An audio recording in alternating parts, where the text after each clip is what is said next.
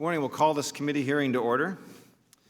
America is a beacon to the world. It is the land of opportunity where everyone has a shot at the American dream. Our nation isn't perfect, of course, and not everyone gets to start from the same position. Many Americans face tremendous adversity, and as lawmakers, we must avoid standing in the way of Americans being able to enter the workforce or switching to jobs that pay more, offer better benefits, or provide greater flexibility. Since common sense pro-growth policies have been implemented, we have seen a groundswell in opportunity. The so-called quit rate, as measured by the Bureau of Labor Statistics, is at its highest since 2001. Workers are more confident to leave their old jobs for new ones.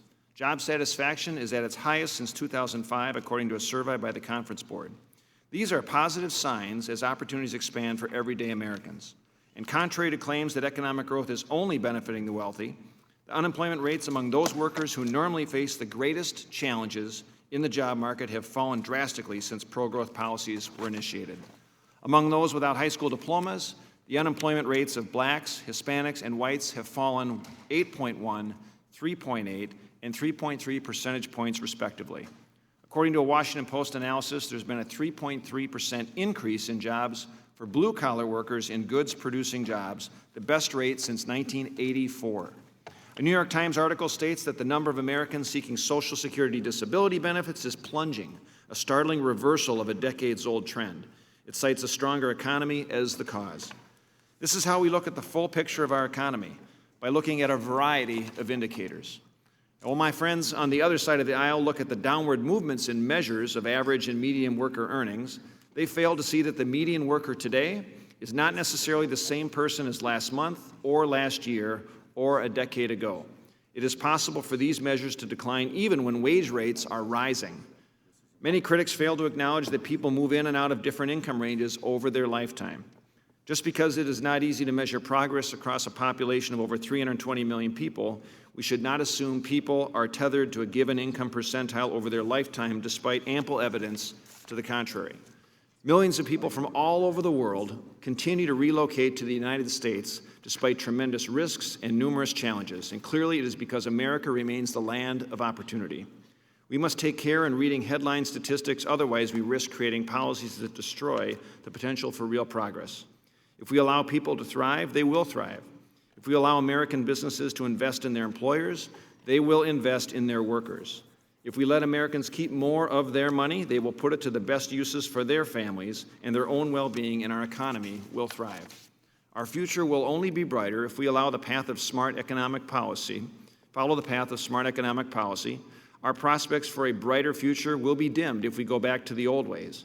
For instance, Democrats have threatened to increase taxes to where they were prior to the Tax Cuts and Jobs Act. America's tax rate for doing business would surge back to the highest in the developed world and would undo the growth-enhancing economic incentives that have powered increased private domestic investment and economic growth in less than 2 years. American workers will not have as much of the capital investment to work with that is critical to raise productivity, and that would be bad news for future wage growth. The success of recent economic policy is clear. We are again relying on the ability of people to climb up the economic ladder to grow and thrive.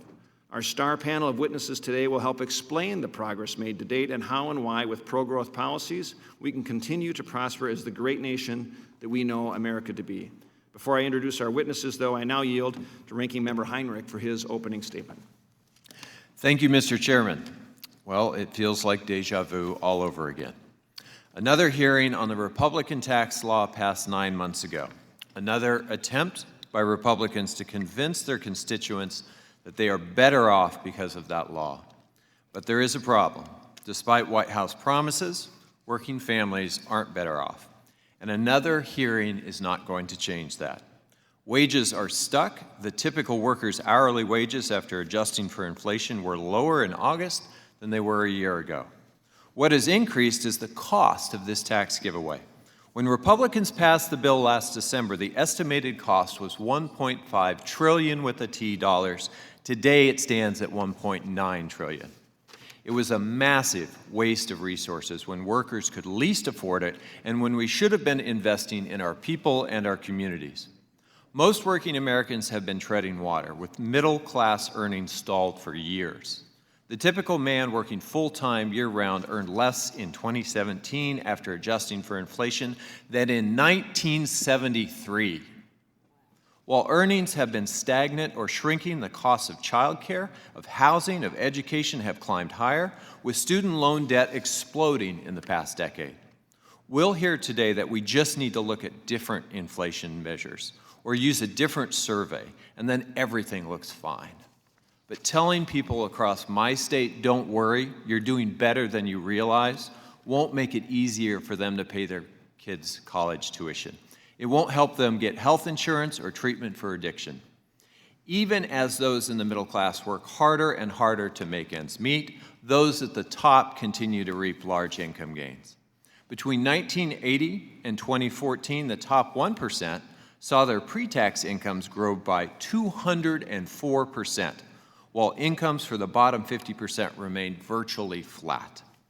And with passage of the Republican tax bill, the gap between those at the top and everyone else is likely to grow significantly wider. Part of the challenge we face is that we need better, more timely economic data to help us craft smart, forward-looking policies. Knowing in real time who is actually benefiting from economic growth and who is not is key to designing new policies that generate growth, which benefits everyone. Along with Leader Schumer and some of my JEC colleagues, I have introduced legislation that instructs the Bureau of Economic Analysis to start reporting on new income growth indicators. These measures would show how incomes are growing at different levels of income, painting a clearer picture of who the economy is actually working for. We also need a sustained effort to lift the working standards of working families, to help workers chart a brighter course for themselves and their families. We should invest in programs that reward work and help Americans prepare for 21st century jobs, increasing the value of Pell Grants so that a college education is within reach for more students is a good place to start. I have a proposal to expand Pell Grants for students across the country. In New Mexico, the increased grant would cover the full cost of tuition at all of New Mexico's in-state colleges and universities. Let's expand the Earned Income Tax Credit so that work pays better and more families are able to afford the basic necessities. We should have done that in the Republican tax bill. Rather than turning the clock back again, allowing insurance companies to deny coverage to those with pre-existing conditions, as the Trump administration is trying to do, we need to build on recent gains to make health care more accessible and more affordable. We also need to be smarter about how we use our nation's fiscal resources. After squandering $1.9 trillion on the tax bill, the House is preparing to vote on the Republicans' Tax Plan 2.0. This legislation would add $3.2 trillion to the deficits from 2029 to 2038, bringing the total cost of their tax policy above $5 trillion. And remember, the majority of these costly tax breaks go to the richest among us. I don't think we can have a hearing on living standards without asking ourselves, what will happen to the quality of life for tens of millions of Americans who count on Social Security, Medicare, and Medicaid if Republicans add literally trillions to deficits and then turn to these programs as their piggy bank? The consequences would be disastrous. I look forward to the testimony from our witnesses and a little healthy debate, Mr. Chairman. Thank you, Senator Heinrich, and I will now introduce our witnesses. Dr. Casey Mulligan is currently on leave as a professor with the University of Chicago to serve as chief economist with the President's Council of Economic Advisors.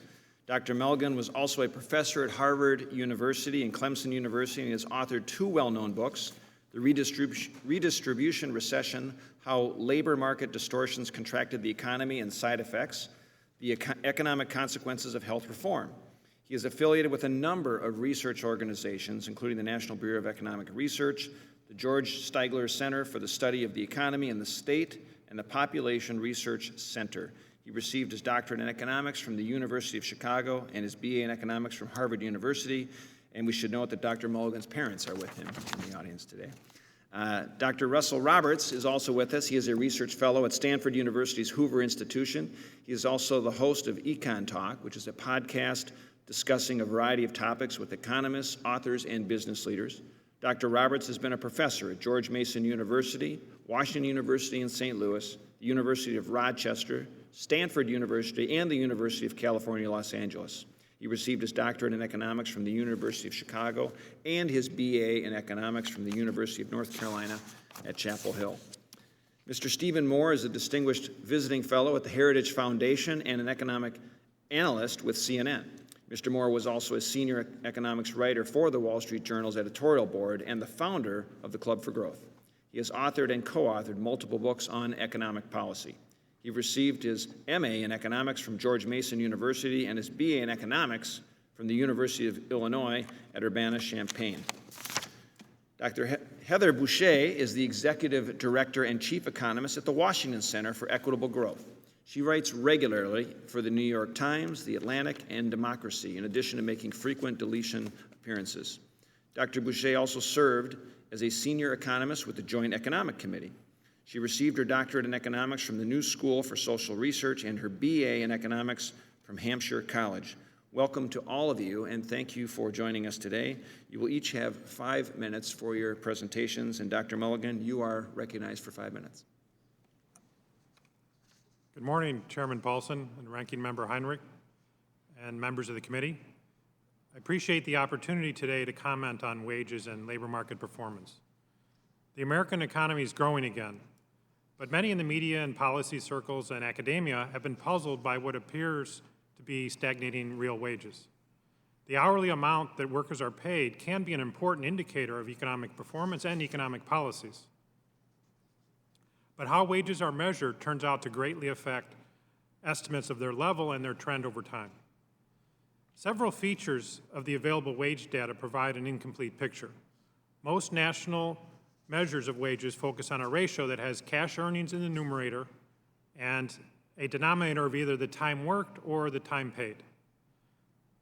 Wage changes are then calculated as the difference between the ratio today and the ratio a month ago or a year ago or in the past.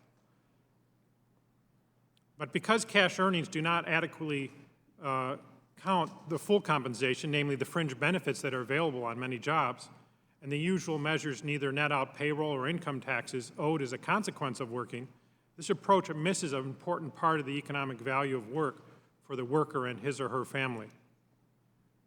Moreover, cash earnings are naturally measured in dollars and thus affected by changes in the value of a dollar over time due to inflation. In addition to the difficulty with focusing on cash earnings in the numerator, the denominator in the calculation poses additional challenges for accurate measurement of wages. Although not all wage data do so, it's important to distinguish between hours paid and hours actually worked. Because a number of employers now are giving their employees pay when they're not at work, maybe on vacation, sick leave, or parental leave. As the BLS recognizes in its productivity statistics, hours worked rather than hours paid is the proper denominator for measuring either productivity or what a worker received per hour worked. All of the current data measures begin with a sample of individuals who happen to be employed at the time of the survey, or maybe they begin with a sample of jobs held by those individuals. But the people employed today, as the chairman said, are a different group of people than who were employed last year and quite a different group of people who were employed a decade ago. Movements of people in and out of the workforce systematically bias the usual wage growth measures away from being reliable indicators of what individuals are experiencing. Every year, young, inexperienced people enter the workforce and are thereby included for the first time in the national average at wages below those of more experienced workers. And every year, some of the most experienced and highly paid people retire from the workforce and they stop being included in the national average. Both these life cycle events substantially reduce the national average wage, especially now that the baby boomers are retiring, even though no individual necessarily has a wage that is reduced. Now, all these issues can be addressed, and valid inferences can be obtained by properly using the various publicly available wage data. The recent BLS fringe benefit data show how workers have been receiving bonuses which contribute to the growth of their compensation but are not included in the headline wage measures. The data also show how employers have been providing more paid time off, which means that earnings per hour worked is increasing more than earnings per hour paid. Health insurance, on the other hand, has not significantly added or subtracted from recent compensation growth rates. Holding the composition of the workforce constant, the annual growth rate of real compensation over the past year has been about 1 percentage point higher than the usual wage measures deflated with the CPIU. In other words, real wages grew 1.0% rather than the 0.1% that is usually reported from the monthly real earnings release. Moreover, taking into account the personal income part of the tax reform, after-tax real compensation grew 1.4% over the past year, again, well above the headline measures. I want to be clear that this analysis is not a critique of the federal bureaus that provide us such excellent data. The federal agencies are providing a number of data products that address each of the things I mentioned today. The problem is that these additional products get too little attention when it comes to assessing how the labor market is performing. When the average real household income grows at 1.4% per year, that means more than $1,000 every year added, beyond what is required to keep up with inflation. The additional income is even greater when we recognize that the average household now, as the chairman has said, has more members with jobs than in the past. And in each worker is also accumulating work experience over time that translates into yet higher pay. None of this is a surprise, given that recent federal policies have been encouraging business formation and removing disincentives to work. I look forward to your questions. Thank you, Dr. Mulligan. And Dr. Roberts, you are recognized for 5 minutes. Chairman Paulsen, Ranking Member Heinrich, Vice Chairman Lee, distinguished members of the committee, thank you for the opportunity today to testify on the crucial issue of American earnings and living standards. Adjusted for inflation, the U.S. economy has grown dramatically over the last 30 to 40 years. How much of that growth has gone to the average person? According to many economists, the answer is basically zero.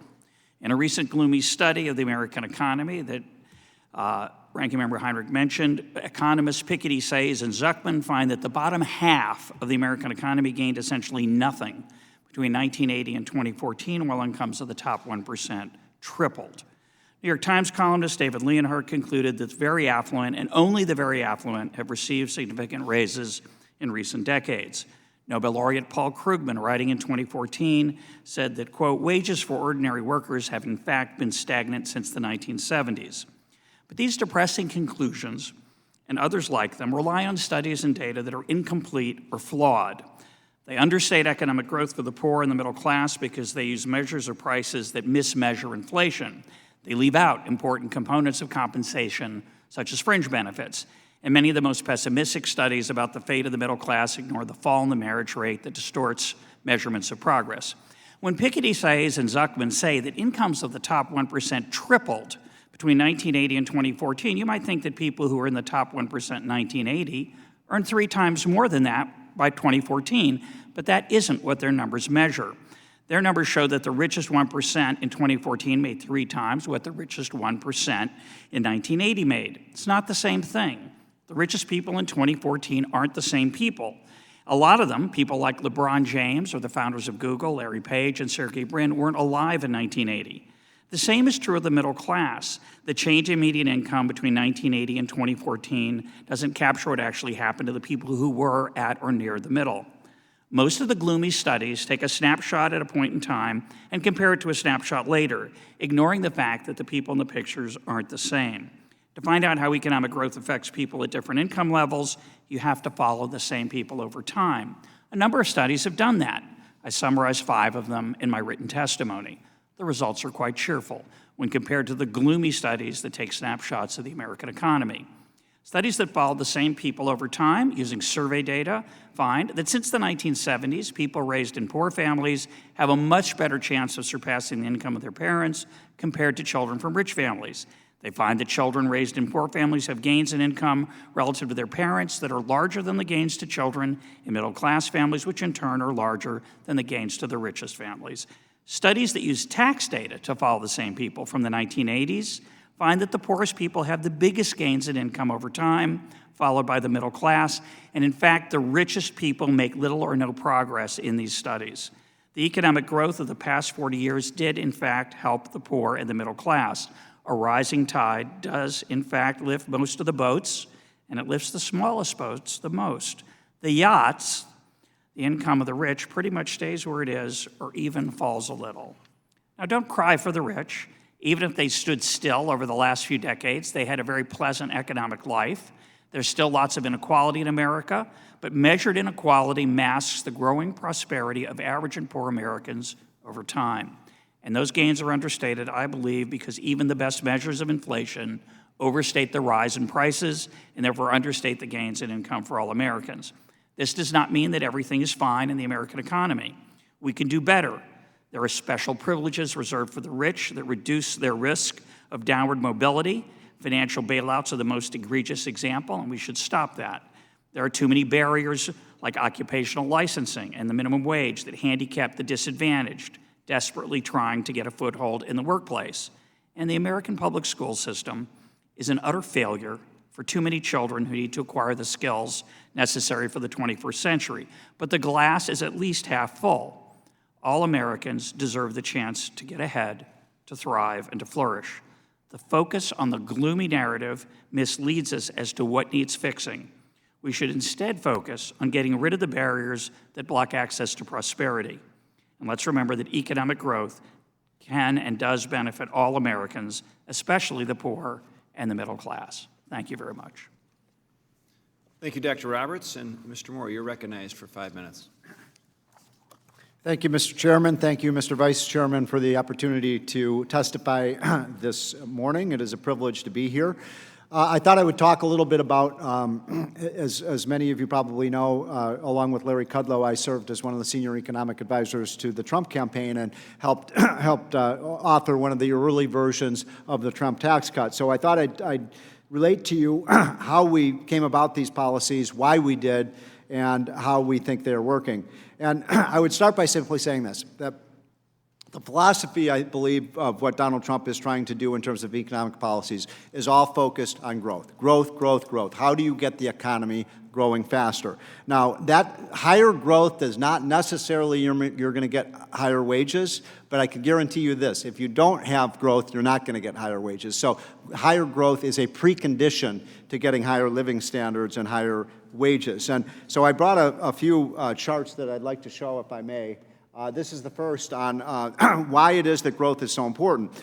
This is what we call the Obama growth gap, and it shows that this recovery that we had over the last 8 years, it's been, to give Barack Obama his due, it's been a long and durable recovery, Mr. Chairman, but it's been a very flat recovery. And in fact, if you look at these numbers, you can see that the growth rate of the economy over that 7-year period was about 14.9%. The light blue line you're looking at in the middle is the economic growth rate during an average recovery, because obviously we had about 8 recessions since the end of World War II. And then I like to compare the Obama record with the Reagan record, because Obama and Reagan used very different approaches to dealing with the recession. And of course, you see that we had we grew much faster under Reagan out of the recovery, than we did under Obama. I don't think that's by accident. I think because most of the policies that were put in place under Reagan were pro-growth, and many of the policies under Obama were anti-growth. But the bottom line here is that if we had had a recovery under Obama that had been as strong as a normal recovery, we would have had $2 trillion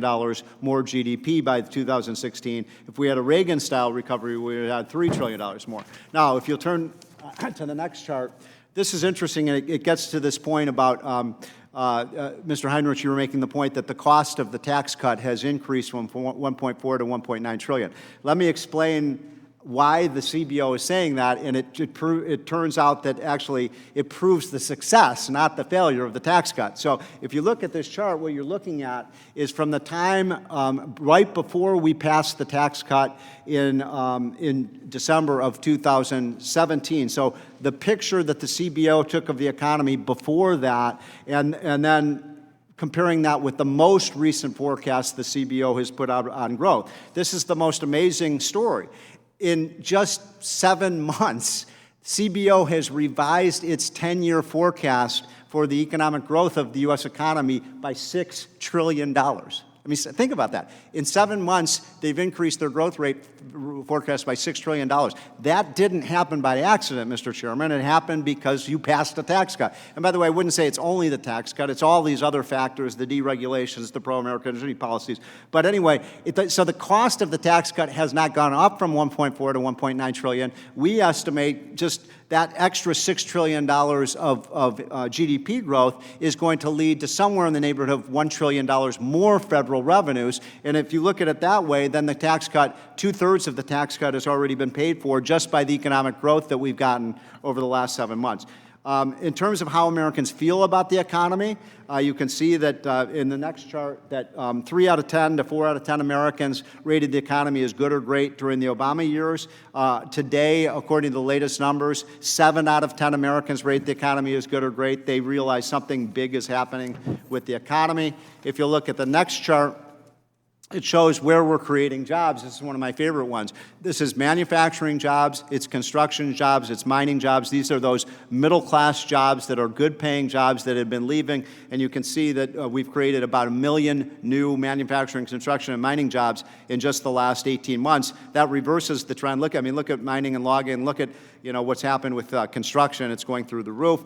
And then finally, I would say, what do we need to do to keep growth up and to get wages higher? Skip this next chart, if you might, and go to the next one. This one, I think this is the central problem we have with the economy right now.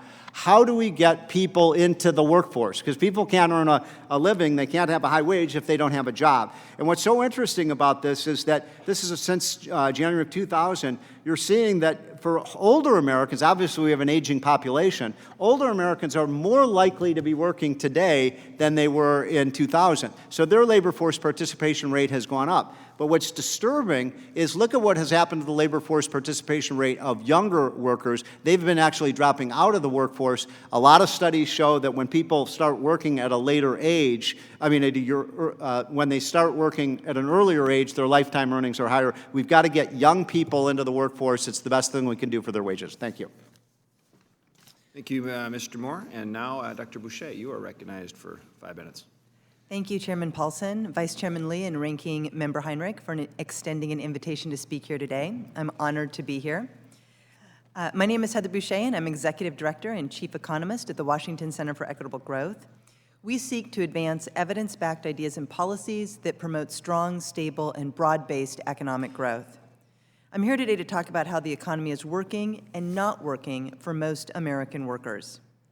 My fellow witnesses have talked about how Americans are doing well, but the reality is, for many American workers, this is just not the case. I think I'm the gloomy economist up here today.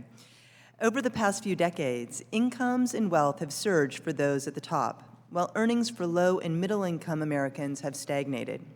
And the reports and top-line statistics that we currently rely on to inform us about the economy often mask the economic situations our friends and neighbors across the country and in your districts are facing.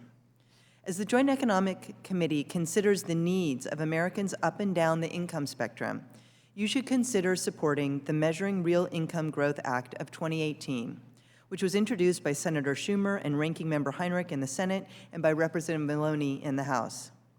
This bill directs the Bureau of Economic Analysis to provide the American public with measures of how economic growth is impacting Americans of different income levels. GDP growth is one of our most well-known economic metrics, but it does not reflect how the economy is performing for everyday Americans. Academic economists have constructed a data set like the one the ranking member's bill would direct the Bureau of Economic Analysis to build. It gives us a complete picture of how economic growth of the past 60 years has been shared by American workers. In 2014, for example, the data tell us that total national income growth was 2.1%. But for the lowest earning 50% of all Americans, incomes grew by just 0.4%, while the growth for the richest 1% of Americans was 5.1%, more than 5 times as large. This group at the top enjoyed more than 13 times greater growth than that experienced by most Americans. Looking at aggregate GDP growth alone leads to misleading conclusions about how well the economy is serving its citizens. Unequally shared growth has detrimental effects on our economy, One particularly stark example is provided by economist Raj Chetty, who found that the likelihood of children earning more than their parents in the United States has declined between the mid-20th century and today. He and his colleagues find that children born in 1940, just before the baby boomers made their way into the world, had a 90% chance of earning more than their parents. But for Gen Xers, those born in 1980, it's a coin flip, a 50-50 chance that they would earn more than their parents. This is not a good outcome in a growing economy. According to Professor Chetty, two-thirds of the gap in mobility between children born in 1940 and those born in 1980 is explained by faster income growth at the very top and stagnating incomes at the middle and bottom. Policies like the recent Republican tax cuts are likely to further increase economic inequality in the United States. The Nonpartisan Tax Policy Center estimates that the Tax Cuts and Jobs Act will cause inequality to increase sharply, with high-income families enjoying a larger income gains in both the short and long term than low and middle-income families. Meanwhile, we have lowered our ability to finance the much-needed investments that have kept children and families out of poverty and grow our middle class. The purpose of the tax system, as with public policy in general, is to support the living standards of American families. With legislation like the Tax Cuts and Jobs Act and the additional tax giveaways that Congress is currently considering, we limit our ability to invest in infrastructure, social insurance, and medical research, all of which support the well-being of American families. As this committee considers the ways to make a difference in the lives of Americans up and down the income spectrum, I urge you to consider more than just the headline numbers. Our economy is growing, but that growth is distributed unequally, and many Americans are being left out. And that inequality is itself hampering upward mobility for a large share of American people. I would urge the committee to think about how we can deliver economic growth that is beneficial for all Americans. Thank you for allowing me to speak today, and I look forward to answering any questions. Thank you, Dr. Boucher. And during our question and answer period, I just ask members to keep their questions and comments to 5 minutes, and I will begin. Let me start, Dr. Mulligan, with you first. I think we all know the economy is performing remarkably well in the last 2 years since economic policy has changed. I think there have been only 8 months in the last 49 years where unemployment has been below 4%, and 3 of those months have been this year. Indeed, economic growth has clearly exceeded the so-called new normal rate we were told to expect, never getting above 2%. We could never get above that any longer as a country. We were told to expect that, and which is far below the post-war trend. Consumer confidence is now at essentially record highs, and indeed, the data for business investment, production, and employment are positive without unsettling inflation. And the Federal Reserve Chairman Jay Powell has also said the economy is doing very well. After implementation of tax reform at the beginning of this year, many employers started paying their workers special bonuses, better compensation, better benefits. Worker job satisfaction is up as their willingness now to change jobs is now a sign of rising confidence. So, Dr. Mulligan, maybe you can elaborate a little bit on what prompted the Council of Economic Advisors to prepare the primer on proper wage measurement that you're speaking about today. Yes, as you mentioned in the introduction, most of my career has been as a professor at the University of Chicago in the social sciences, and there we literally have it etched on the wall. When you cannot measure, your knowledge is meager and unsatisfactory. And the CEA, that's why I'm so glad to join the CEA. That is their mission. We are the geeks. We're supposed to measure things and give the information to you guys to make the trade-offs for the people. And we, in my own career, I started from the beginning, measuring the labor market, measured human capital. I testified in this committee before how I'm measuring after-tax wages and pre-tax wages. In our field, we know how to do these things. When we have the data, we know how to do it. And we just, at the CEA, we just applied the same old methods that have been used and tried and tested on how to measure labor market performance. And you want to look at the whole package of what people get. Sick pay, they value that. Paternal leave, they value that. Health insurance, they value those things. And then you want to turn around and understand, what are they able to buy? How much are they having to give off in taxes?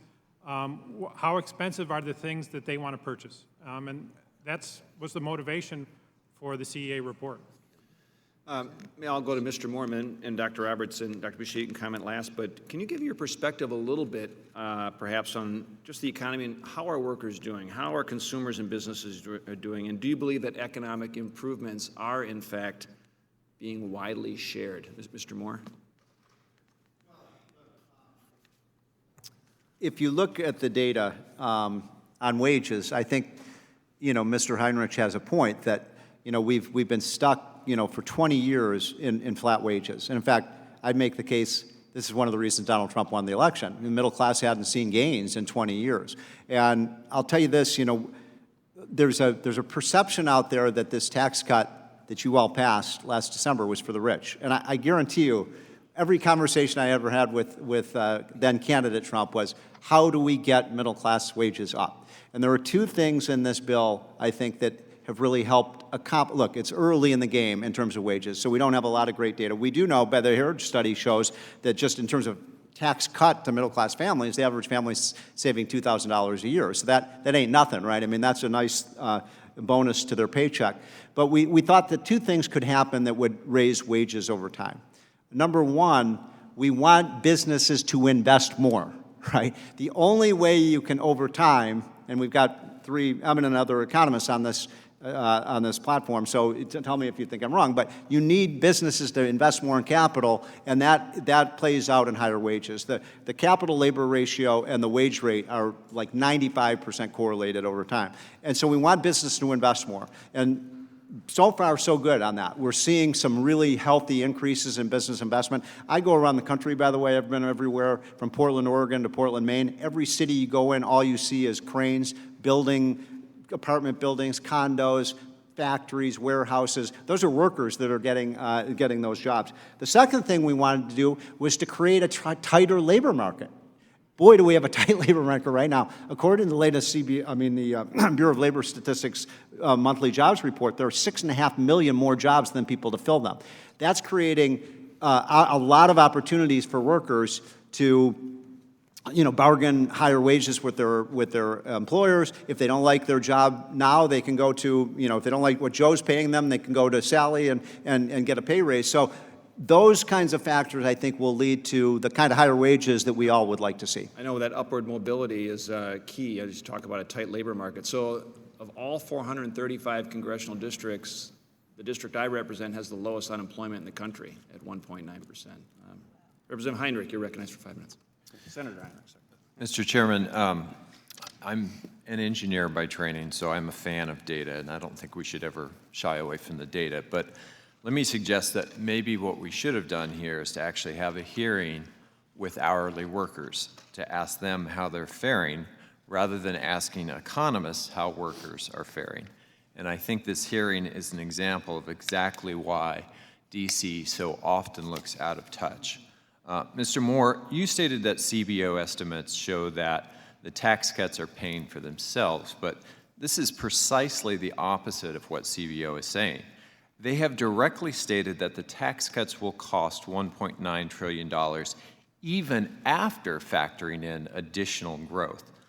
Why misrepresent CBO's findings? Why not just say, I disagree with CBO's findings? Well, look, Mr. Chairman, Mr. Ranking Member, it's simply a fact that they have increased their economic growth estimate from before the tax cut to today by 6 trillion. They did increase their estimate for growth, but then they said that $1.9 trillion in costs would occur even with the additional. So let me explain why that is. So what they are saying, this is static analysis on steroids. So what they're saying is that none of the increase in economic growth is attributable to the tax cut. But the reason we did the tax cut was to get the economic growth rate up. Well, let's take the tax cut aside. The cost is the cost. The cost of the tax bill is higher, according to their stat. In other words, what they're saying is incomes are higher and you're getting a bigger economy, and therefore you have lower tax rates, so you're going to generate less revenue. But the reason we have the $6 trillion higher Clearly, you growth. And the CBO disagree on how to model this. So let's move on to GDP. I think GDP is useful. It's certainly the most commonly used indicator to measure the growth of the economy, but it certainly also doesn't tell the whole truth. and it certainly doesn't tell the truth about how costs and growth are shared across the economy. So as I mentioned in my previous statement, I'd like to see the government measure how economic growth is distributed across households at different levels in the economy. And I'd be curious from all of you, actually, and we'll just start with Dr. Boucher and go across the panel. Simple yes or no question. Do you agree that having more detailed data on who is benefiting from growth would allow us to better evaluate the long-term impacts of something like the tax cuts? My simple answer to that is yes, and I think my question to those who don't agree with that the answer is yes is why you wouldn't want to know where GDP growth goes. And it's a really fundamental question for our economy, our society, our democracy. Where does that growth grow, and why? What are the reasons that we should not do this? And I think the bar should be very high. Mr. Moore. I don't know the specifics about your bill, but certainly when we measure economic policy, economic growth is not everything, right? And we do want to measure how these policies are affecting the middle class and the least among us. So, you know, I'd like to see the particulars of your bill, but absolutely we should look at how the middle class and low-income people are being affected. Thank you. Dr. Roberts. And I totally agree with you. I think GDP is useful, but it, of course, hides what's going on underneath, and we care deeply about how it's distributed. The studies that I mentioned are studies that actually do see how growth has affected people at different parts of the income distribution, and they all contradict the narrative that is based on a different kind of data, which I think is the wrong kind of data. The studies that follow the people over time at different parts of the income distribution find that the largest gains go to the poor, the middle class does very well, and the rich gain nothing or lose money, lose ground. So I'm I think still looking for those poor who feel like they've really done great in the last 20 years, but I do appreciate your point. Dr. Mulligan. As I quoted, when you cannot measure, your knowledge is meager and unsatisfactory. So please, let's have the data. But I also say, please, let's not do the misguided economic theory that the economy is a zero-sum game. It is not a zero-sum game. Everybody can benefit at the same time. So more income at the top doesn't mean less income at the bottom. But sure, please, let's measure. In your statement, Dr. Mulligan, you highlighted that if we include benefits, then wage growth is higher, and that's true. Not much, but a little bit higher, certainly.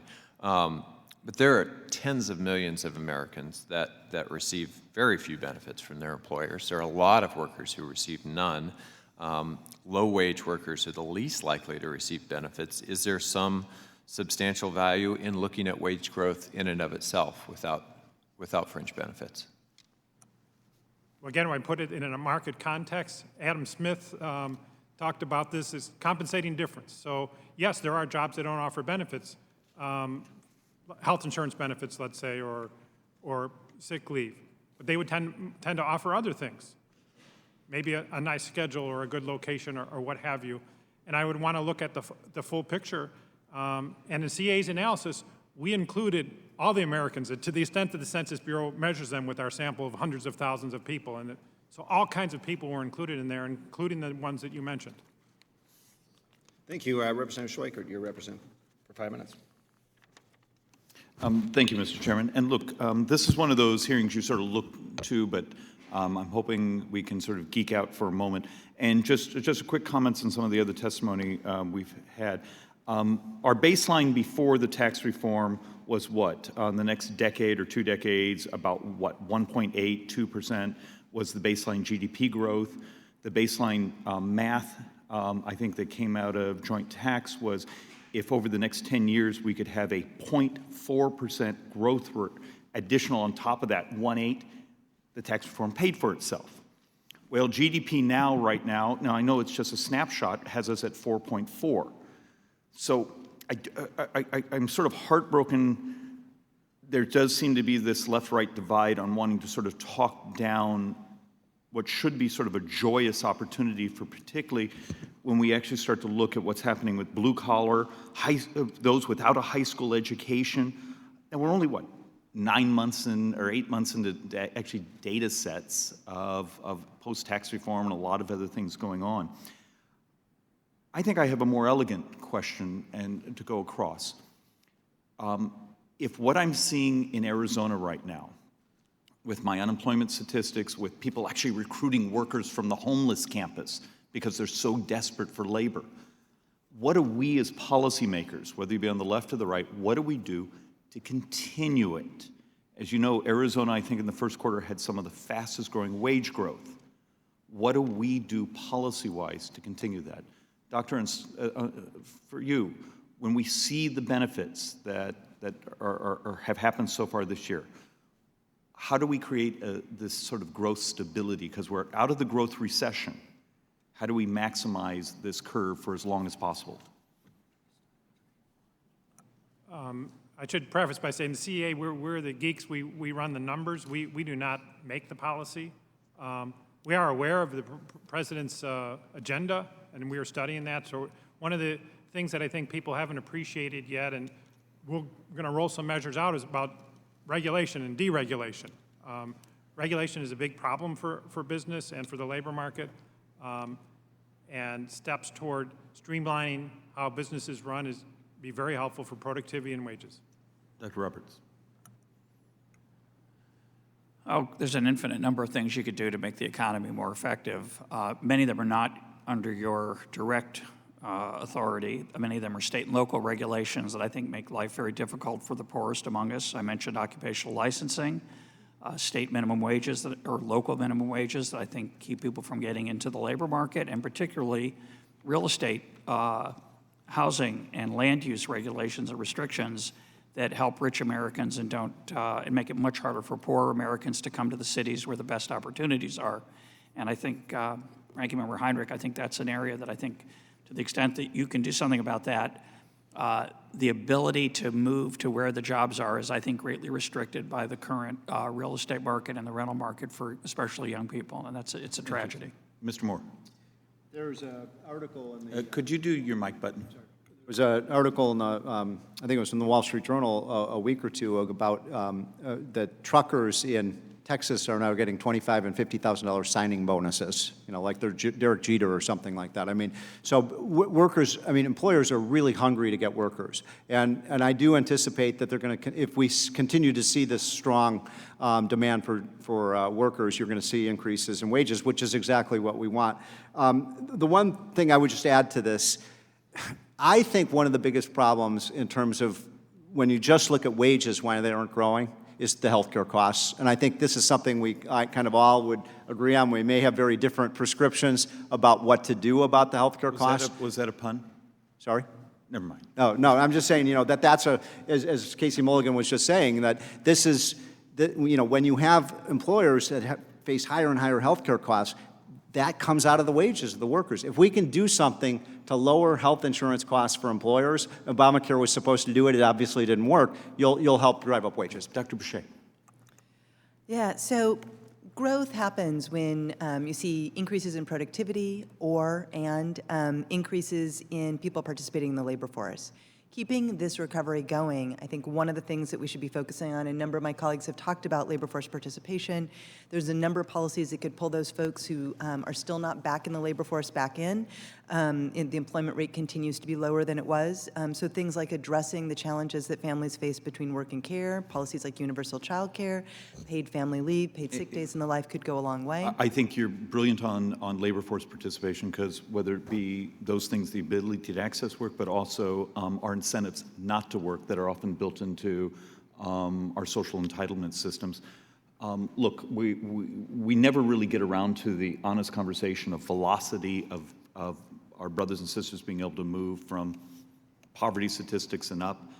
We know we just spent a couple decades where velocity had seemed to shrink. I'm desperately hoping we're back to a time where there's opportunity, because that's the most honest, fair thing for all of us, and hopefully it's all of our goal. And with that, yield back, Mr. Chairman. Representative Delaney, you're recognized for 5 minutes. Thank you, Mr. Chairman. Mr. Moore, I just wanted to follow up on the senator's question about your view of the tax cuts. You had said that the economic growth projections were updated by $6 trillion based on the stimulative effect of the tax cuts, which I agree they have been stimulative and they have driven the economy to higher levels. And then you said that will likely produce $1 trillion of additional revenues, which already pays for 2/3 of the tax cut. But isn't already not the right word there? Because if they actually take the stimulative effect and they've projected it out for 10 years, isn't really the thing to say that that's the most it can ever do is pay for 2/3, unless the rate of growth were in fact to accelerate above what the rate of growth is now. So isn't that the right way to think about it? That it's already been modeled for 10 years based on what you said, so unless economic growth rates continue to accelerate at an increasingly faster rate, the tax cuts will never pay for themselves. What they've basically done is they've looked at the economic growth that's happened just in the last 6 to 9 months. Yes. They're saying, wow, this is a lot higher than we thought it would be. And when you get... And they projected it out 10 years. Right, yeah, so... And you're saying that's another $1 trillion. Right, so just... So that's all we'll ever get, is my point. What they're saying is, we've had this bump up in growth, right? Yes. And that, even if you revert back to the low growth rate we've had over the last decade of like 1.8%, so you get like the 4% bump up, and so everything in the future is higher, right? And so they are assuming that you revert back to the low growth rate. Now, look, I think you're going to have, we can all disagree about what growth will be in the future, but the point is just based on what's already happened, right, they say you're going to get this extra $6 trillion. So let me just switch for a second. Dr. Roberts, I just have a question about kind of averages and what's happened. I mean, just to frame the question, like if you, me, and my favorite recording artist, Bruce Springsteen, were to go to lunch, someone would accurately say that that table on average has 17 Grammys. Well, in reality, he'd have 50, and I don't know, you may have a Grammy, I don't, neither of us. Right. So are you familiar with the work of Ray Dalio, who's a very successful investor? He recently deconstructed all the economic data since 1980 and basically broke the country down into the top 40% and the bottom 60%. And he said the top 40% used to make 2.5 times more than the bottom 60. Now they make 4 times more. They used to have 6 times the wealth. Now they have 10 times the wealth. They used to spend twice on their education of the kids. Now they spend 4 times. And his point is there's really no average American anymore, that there's the average of the top 40 and the bottom 60, and those groups are kind of stunningly disconnecting, which in my judgment is because the world has changed profoundly because of globalization and technological innovation, and we haven't done the basic things we should have done to update the social compact, if you will, to prepare our workers for this change, so they've been left behind. Do you dispute that that is actually happening? Well, I haven't seen, yes, if I was familiar with his work, I've seen many things he's written. I haven't seen that particular analysis. Many of those analyses rely on household income. And of course, there's been an extraordinary transformation of household structure in the United States since 1980, since late 1970s. Been a huge increase in divorce, a reduction in the proportion that's married, and a large increase in the number of households that are headed by a single person. Right. The delay in marriage rate, the increase in divorce, and then the reduction in remarriage has caused there to be a lot more people living on their own. Now, but wouldn't in fact what's happened actually cause that? So I would agree that that's been an accelerant of the change. But that phenomenon that you're talking about, the rate, because the institution of marriage, for example, has never been healthier in the top third of this country, and it's never been worse in the bottom 2/3. So those are accelerants, but isn't the disconnection the underlying cause of those accelerants? Well, they could be a factor, and the causation could run in both directions. What's certainly true, though, is that when we try to measure what's happened to the groups of people in a different part of the income distribution, which is a good idea because the average is not representative. So we go to median, or we go to the middle quintile, or we go to the bottom quintile. What we do is if we don't correct for those changes in structure, we get a distorted measure of how those people are doing. One way to solve that is to follow the same people over time. Do you think those changes account for those dramatic differences, actually, though? Well, when you look at people, the same people over time, you see that the story is reversed from the one we usually hear, that the poorest and the middle class get more of the gains than the rich, and that the income distribution is actually shifting toward the reason that there's fewer people, the bottom's not doing so well, is that people are doing better in the middle and the upper class. This reminds me of and I don't mean this disrespectfully at all, the Mark Twain expression, lies, damn lies, and statistics, right? And that's kind of part of our problem, which is really trying to agree on the facts here. So anyway, I yield back, Mr. Chairman. Thank you, Mr. Maloney. You're recognized for 5 minutes. Mr. Chairman and Ranking Member, and thank all of the panelists. And I'd particularly like to thank Dr. Boucher for your kind words about the legislation that the Ranking Member and I put forward. And I want to give you credit for the research that you did that provided the intellectual foundation for the bill.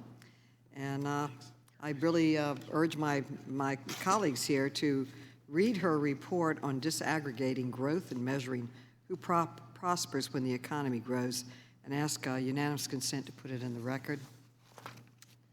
Okay. So I'd like to ask you, Dr. Boucher, why is wage and jobs data alone not sufficient to understanding the economic status of most Americans? And how does a single estimate of GDP fail to represent the economic health of our families and our nation? Thank you, Congresswoman Maloney, and thank you for your support of this idea. We think it's an important one for the American people. And one of the things that we see, and we see it in this conversation today, we often have this conversation about what's happening in terms of growth separate from how that's actually benefiting the American people. And it is time that we actually merge those conversations together. So when we talk about economic performance, we are actually talking about who benefits up and down the income spectrum, not this abstract notion of growth being one thing and what's happening to American families being a separate issue with data delivered on different months and days, so we're not having that conversation together. I think it's imperative that we start talking about them together. And I think that once you do, you see this different trend emerge, which is that the economy can grow, but only the people at the top benefit. And I take very seriously many of the comments of my colleagues up here that, that we need good data, that we need to look at what happens to people over time, look at mobility.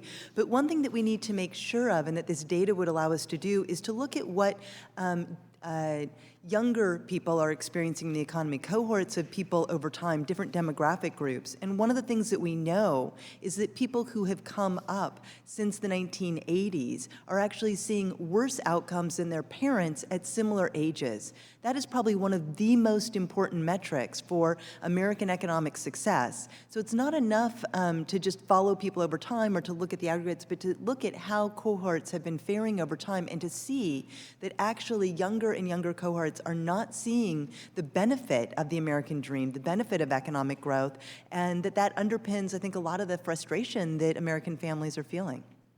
Well, can you give us an explanation of why wage growth is slow, despite what is otherwise a strong economy? Yeah, well, there's been a lot of debate among economists on these issues, and some argue that it's continued ongoing slack in the labor market, that although we're at full employment measured by the unemployment rate, the share of Americans with a job remains lower than it had been in other recoveries. That may be playing a factor, but I think there's more consensus on the fact that it is because of the slow productivity growth. That the pace of that has slowed, and so you're not seeing the foundation for wage growth. However, the big issue does appear to be that even when we see productivity growth, even when we see those gains, even when we're at full employment, workers aren't benefiting. So that comes down to their bargaining power, the decline in unions, and increasingly economists are showing evidence that the rise in the concentration of capital, that the rise in what economists call monopsony power, which is a mouthful, but it basically means that in a lot of communities, workers have few or maybe only one potential employer. And certainly, healthcare is a perfect example. If you're a nurse and you work at a hospital, almost any hospital you work at is owned by the same person. These all drag down wages. My time is almost up, but I'd like to mention, as you know, the tax cuts were sold to the American people on the basis of three primary claims: that they would be fair, not tilted towards the wealthy, that they would create jobs, and that they would increase wages. In the interest of time, I just want to flip to the third point, wages. I'd like to really go to a chart that was really produced by your organization, and this graph shows various projections of the impact of the first round of the tax cuts on wages. And can you help us understand this slide? Why is there such a large disparity between various estimates of wage growth? I mean, it's incredibly Well, and I think in many ways, unfortunately, this the CA report that was talked about today actually sort of demonstrates the case that we actually haven't seen the kind of wage growth that we would expect after these tax cuts, based on the arguments that were presented in advance in the estimates. That if that tax cut was successful, we should have seen sharply rising wages. And instead, we've seen wages that they've been increasing sort of on par with what they were doing before. They should have increased sharply relative to trend. That is not what we've seen. That's what was predicted. The American people were lied to, or we didn't get what we deserved.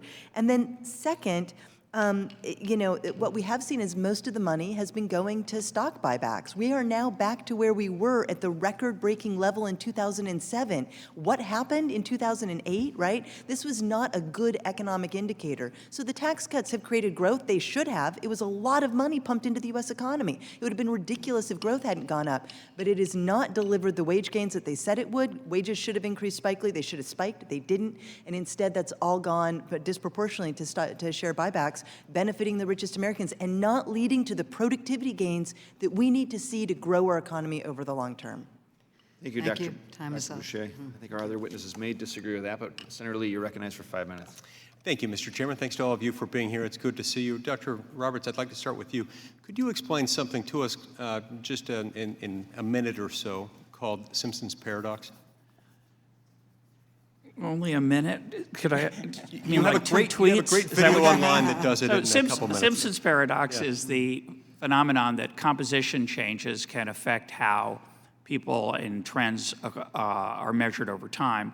So just to take an example, you can have a study done of poverty rates from, I think, late 1960s to early 2000s. Right. Every type of family had a dramatic drop of at least 20% in the poverty rate, except for one group, which was 10%. That group was very small. That was, I think, single men without children. But women with children, their poverty rate fell by more than 20%. Married couples, their poverty rate fell by more than 20%. So when you look across all 6 groups, you'd think that the average poverty rate should have dropped by about 20-something%. Some was 29% drop. It's a huge decrease, wonderfully, in the poverty rate among single women with children. But the poverty rate barely budged. And how could that be? Shouldn't it be a weighted average of the different groups? And the answer is it's not, because the proportions of the groups change. And over that time period, we got an enormous increase, almost a doubling, in the group with the highest poverty rate, which was single women with children. So as a result, the measured poverty rate didn't change. So the question is, when you're looking at how growth affects poverty, you probably want to take into account the fact that at the same time, demography, the demographic structure of the United States was changing, and you wouldn't want to say that the economic growth over that time period had no effect on poverty if at the same time there was something else going on. How'd I do? So they don't all weigh the same, and they shake down differently. And the weights change over time. And I've got a graph in front of you that I think tends to show some of this. So Simpson's paradox. Yes, exactly. So between 1969 and 2016, according to, as this chart indicates, median household income rose by 37%. But the increase would have been much larger if there had not been significant changes in family formation, family structure, and family dissolution. And among households that are headed by married parents, median income nearly doubled.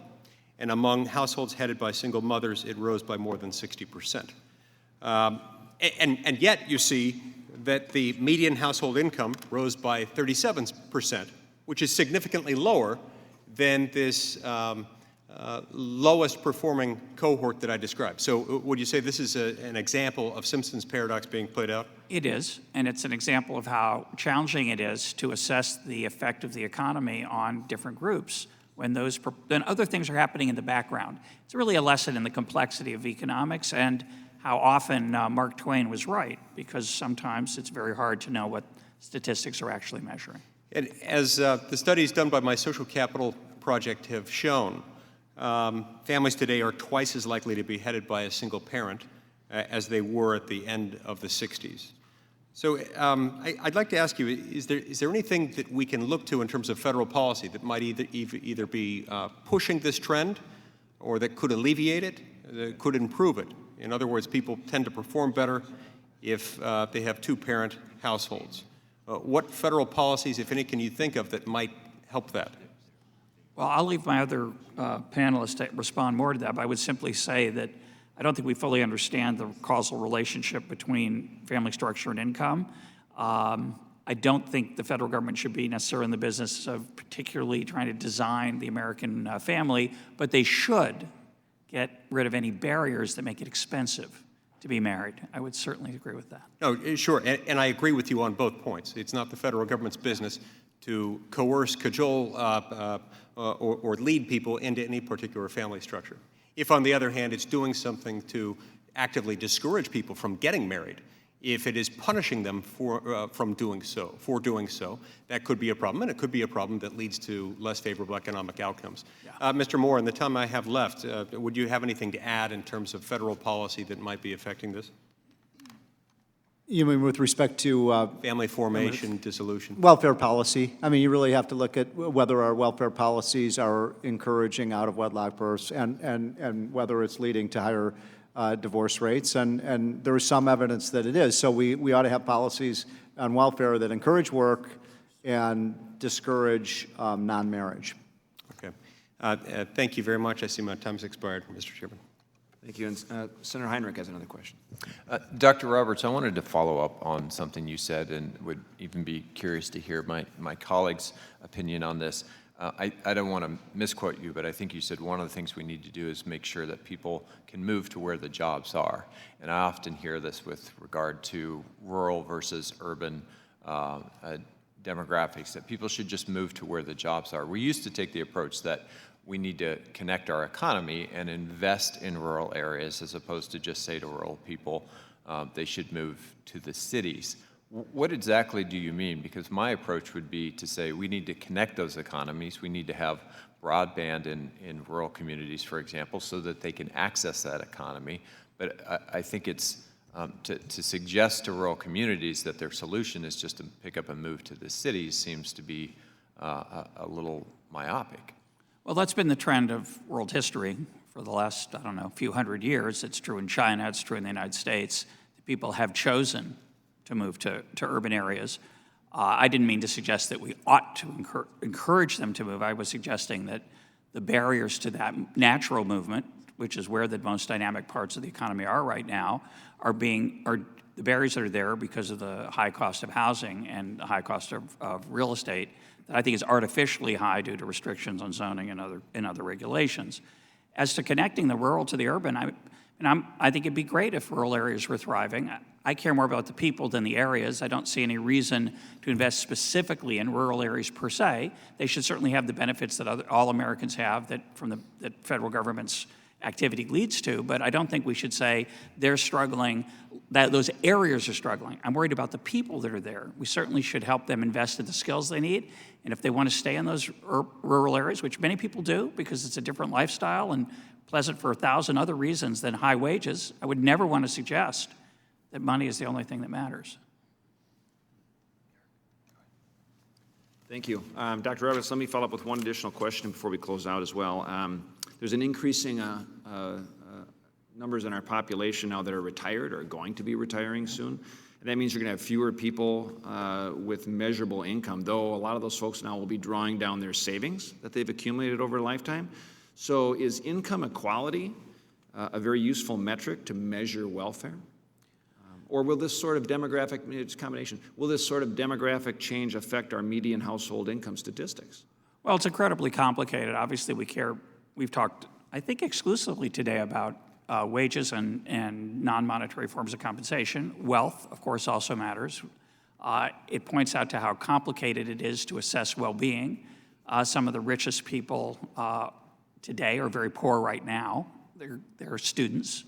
They're going to have successful lives. We capture them in our data as poor, most of them. And, of course, many of them will go on to be extremely successful financially. In terms of measurement, retirement and the increasing numbers of people who are retired have distorted a number of studies that have been done of well-being and the median and trying to assess how people have done over time, because we have my generation. I'm 64, was born in 1954. I don't plan to retire soon. I hope that's okay. I like working a lot. I love my job. But as that bulge of baby boomers goes out into the went out into the economy and now is leaving the economy, that's causing all kinds of measurement changes. Is there some other metrics that might be better to help gauge? Say again? Is there another metric we might use to measure overall well-being? Well, I certainly would never want to use, just, as I mentioned earlier, I would never want to use just money, but we do want to at least see how people are doing financially. And I like the idea of trying to measure how people have done over time. I think it'll show that the American economy benefits a lot of people more than people tend to think because it's very dynamic, and its dynamism is hidden by the fact that these underlying demographic changes, we haven't talked about immigration, a large number of people, you alluded to it earlier, poor people are desperate to come here for the opportunity to be poor. They don't come here for welfare payments, they come here for the opportunity to work. And they thrive, they do much better than they did where they came from in their home countries, but they really come here to improve the lives of their children. And again, I think if we take a longer perspective, which I think we should do with almost all economic policies and look across generations when we can, we should we should take account of the fact that the longer run impact is tremendously larger than the short run impact. Dr. Mulligan, Representative Maloney had put up the chart earlier about the CEA estimates earlier, I think, on wage levels being higher. Any comments you may have to refute? I mean, you offered some of that in your testimony, but obviously, whether it's stock buybacks, that's just not a dollar that disappears in the economy. That goes somewhere else. But any other thoughts in terms of your analysis? Thank you. I appreciate having the opportunity. It was asserted that the CEA forecast for the year 2027 was number one, out of bounds from the experts, and number two, that it was proven incorrect, okay? Number one is not out of bounds from the experts. Two experts wrote a paper together for Brookings, Professor Barrow, who was one of my teachers, and Jason Furman, who was one of the main advisors in the Obama administration. Together, they wrote a paper, came up with a very similar estimate that CEA did. That wasn't shown on that chart. Professor Kotlikoff did an analysis, similar estimates, wasn't shown on the chart. So that was a cherry-picked chart in terms of CEA being out of bounds. The second thing is, no decent statistician would use 5 months of data into the policy to refute a 120-month forecast. And that's what was done here today, and that is absolutely wrong. No econometrician or no statistician would advise doing that, and I don't advise doing that. We've been 5 months through. But if you want to play that game, then you should take 1/24 of what was promised, because we're 1/24 of the way there. And CEA's wage report clearly shows that people have gotten way more than 1/24 of the way to the 10-year goal. Sure. Thank you. Well, I'd like to thank again all of you for being with us today and taking the time to provide your testimony before the committee, and remind members, should they wish to submit questions for the record as well, the hearing will remain open for 3 business days. And with that, our hearing is adjourned.